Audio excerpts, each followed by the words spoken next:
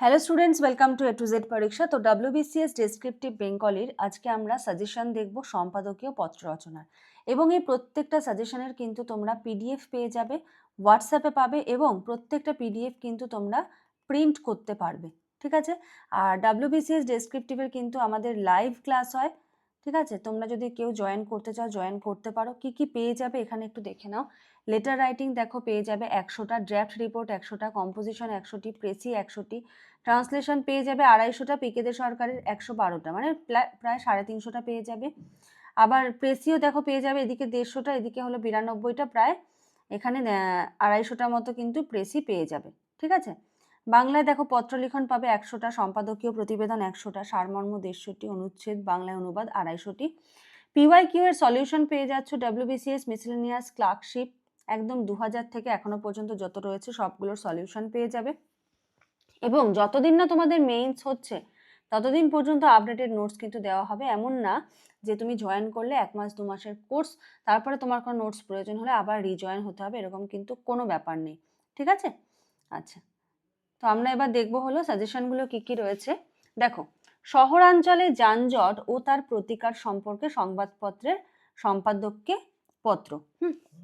তো শহরাঞ্চলে যখন যানজট হচ্ছে, তো সেক্ষেত্রে কি দেখা যাচ্ছে যে কেউ ধরো স্কুল স্টুডেন্ট যারা রয়েছে তাদের স্কুলে যেতে দেরি হচ্ছে, কেউ অফিস যাবে দেরি হচ্ছে, অ্যাম্বুলেন্স হয়তো ওই জ্যামের মধ্যে দাঁড়িয়ে রয়েছে। তো এটা একটু সেন্সিটিভ একটা ইস্যু, তো এটা নিয়ে একটা সম্পাদকীয় পত্র রচনা কিন্তু ইম্পর্টেন্ট।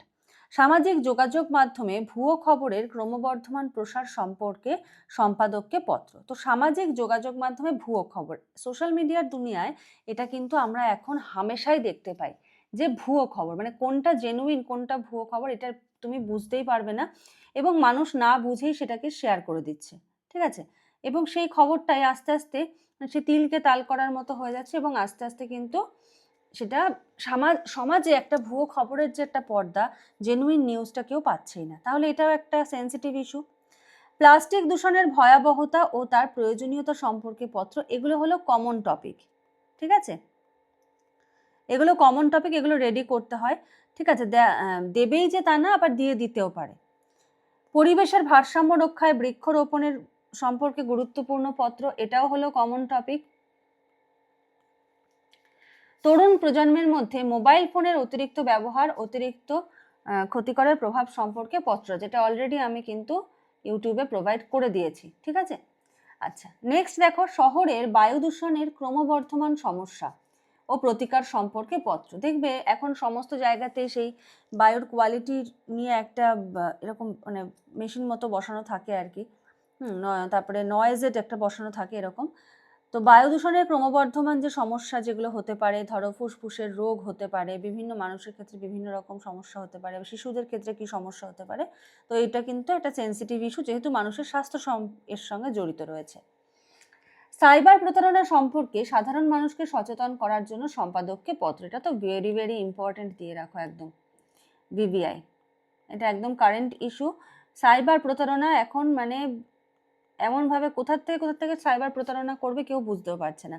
একটা কমন হয়ে যাচ্ছে, তো 2 নম্বর আর একটা আইডিয়া তাদের মাথায় চলে আসছে। তো সাইবার প্রতারণা সম্পর্কে সাধারণ মানুষকে সচেতন করার জন্য সম্পাদককে পত্র, এটা ভেরি ভেরি ইম্পর্টেন্ট। অনলাইন শিক্ষার সুবিধা এবং সীমাবদ্ধতা সম্পর্কে পত্র। জল অপচয় রোধ এবং পানীয় জলের সংরক্ষণ সম্পর্কে পত্র। ঠিক আছে? যে জল অপচয় করা, রোধ করা এবং পানীয় জল সংরক্ষণ করা, এই নিয়ে একটা পত্র।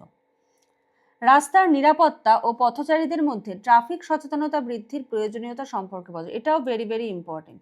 ঠিক আছে? যে কোন রাস্তায় কিভাবে চলতে হয়, যারা পথচারী রয়েছে তাদেরকেও মাথায় রাখতে হবে যে আমি কিভাবে রাস্তা পারাপার করব। ঠিক আছে? যেখান থেকে সেখান থেকে চলে গেলাম, এই ব্যাপারগুলো কিন্তু হামেশাই রাস্তাঘাটে দেখা যায়। ঠিক আছে? তো এটা নিয়ে কিন্তু ট্রাফিক সচেতনতা শুধু যারা গাড়ি চালাচ্ছে তাদের মধ্যে নয়, যারা রাস্তাঘাটে হাঁটাচলা করছে তাদের মধ্যেও কিন্তু থাকা উচিত যে আমি কোন জায়গার থেকে কিভাবে যাব। এই যে বড় বড় ন্যাশনাল হাইওয়েতে কি দেখা যায়, যেখানে তোমার ক্রসিং থাকে, ধরো যেখান থেকে ট্রাফিক রয়েছে, যেখান থেকে তুমি তোমাকে গাড়ি দাঁড় করিয়ে তোমাকে পার করবে, সেখান থেকে কেউ পার করতে চায় না। একদম রাস্তার মিডিল দিয়ে এদিক ওদিক দেখলো ফুল স্পিডে গাড়ি আসছে, তো সেখান থেকে সবাই রিস্ক নিয়ে গাড়ি পারাপার করে। তো এটা কিন্তু ঠিক নয়। বেকারত্ব কমাতে কারিগরি শিক্ষার প্রসারের প্রয়োজনীয়তা সম্পর্কে পত্র। দেখো, কারিগরি শিক্ষা মানে কি, স্কিল এডুকেশন কিন্তু আস্তে আস্তে বাড়াতে হচ্ছে, ঠিক আছে, বেকারত্ব কমাতে স্কিল তৈরি হবে, শুধুমাত্র পুঁথিগত বিদ্যা নয়, স্কিলের দিক থেকেও কিন্তু প্রত্যেকে একদম ভালোভাবে তৈরি হবে, দক্ষ হবে, তাহলে বেকারত্ব কমাতে সাহায্য হবে। শহরের বিভিন্ন স্থানে অবৈধভাবে আবর্জনা ফেলার সমস্যা সম্পর্কে পত্র। শহরের বিভিন্ন স্থানে কি হচ্ছে, অবৈধভাবে আবর্জনা ফেলার সমস্যা। হ্যাঁ, যেখানে সেখানে আবর্জনা ফেলে কি হচ্ছে, শহরের যে একটা পরিবেশ, সুষ্ঠু পরিবেশ, সুন্দর, কোথাও যেমন আমরা যখন বাইরে কোথাও যাই আমাদের দেখলে কি মনে হয় যে বাহ কি সুন্দর পরিষ্কার পরিচ্ছন্ন। তো পরিষ্কার পরিচ্ছন্ন তো একদিন দুদিনে বা কারোর মুখের কথা হয়নি, প্রত্যেকটা নাগরিক সেখানে পরিষ্কার পরিচ্ছন্ন রাখে বলেই সেটা পরিষ্কার পরিচ্ছন্ন। নেক্সট দেখো নাম্বার 13, কিশোর কিশোরীদের মধ্যে মাদকাসক্তির প্রবণতা রোধে সামাজিক সচেতনতার প্রয়োজনীয়তা। ঠিক আছে, কিশোর কিশোরীদের মধ্যে কি দেখা যাচ্ছে, মাদকাসক্তির একটা প্রবণতা। হ্যাঁ, এখন দেখা যাবে যে একটা আগের একটা সময় কি ছিল, ধরো কেউ মাদক জাতীয় যে জিনিস, ধরো বিড়ি সিগারেট এগুলো বড়দের সামনে, যারা ধরো ইয়ং যারা ছিল আর কি, মানে ধরো যারা কলেজ কমপ্লিট করেছে এরকম, বাচ্চাদের কথা তো চিন্তাই করা যায় না সেই সময়, তো তারা কি করতো, বড়দের দেখলে হয়তো সিগারেটটা ফেলে দিত, ঠিক আছে। কিন্তু এখন বর্তমান সমাজে কি দেখা যায়, সেই জিনিসটা কিন্তু নেই। হ্যাঁ, সেই জিনিসটা কিন্তু নেই, মানে এখন ছেলে মেয়ে নির্বিশেষে দেখা যায় বড়রা কেউ থাকুক না থাকুক কোনো ব্যাপার না, তারা মাদক সেবন করছে, ঠিক আছে। মানে সেই যে একটা রেসপেক্টের যে জায়গাটা, সেই জায়গাটা কিন্তু এখন নেই। যাই হোক, এটা অনেক বিতর্কিত একটা জায়গা। এবার শুধুমাত্র ছোটরা বড়দের দেখে শেখে, এই কথাটাও এখানে আসতে পারে, যে বড়রা কেন ছোটদের সামনে খাচ্ছে, এটাও অবশ্যই ঠিক, বড়দেরও উচিত নয় ছোটদের সামনে খাওয়া, তাহলে ছোটরাও তখন বলবে যে, বলার একটা জায়গা চলে আসবে, তাই না। আচ্ছা, জলবায়ু পরিবর্তনের প্রভাব এবং পরিবেশ রক্ষায় নাগরিকদের ভূমিকা, এটা তো ভেরি ভেরি ইম্পর্টেন্ট, জলবায়ু পরিবর্তনের প্রভাব, কারণ এটার জন্য বিভিন্ন রকম প্রাকৃতিক ডিজাস্টার হচ্ছে। আচ্ছা, সাইবার নিরাপত্তা সম্পর্কে বিদ্যালয় এবং অভিভাবকদের আরও সচেতন হওয়ার প্রয়োজনীয়তা সম্পর্কে পত্র। তো আজকে এই 15টা সাজেশন দিলাম, খুব ভালো করে তৈরি করে নিও, ভেরি ভেরি ইম্পর্টেন্ট। এবং আমাদের যে পিডিএফ নোট, সেখানে কিন্তু তোমরা 100 টপিক পাবে, 100 টপিকের পিডিএফ কিন্তু পাবে, ঠিক আছে। চলো আজকের মতো শেষ করছি, নেক্সট ক্লাসে আবার দেখা হবে, কথা হবে, আজকের মতো এইটুকুই, থ্যাংক ইউ।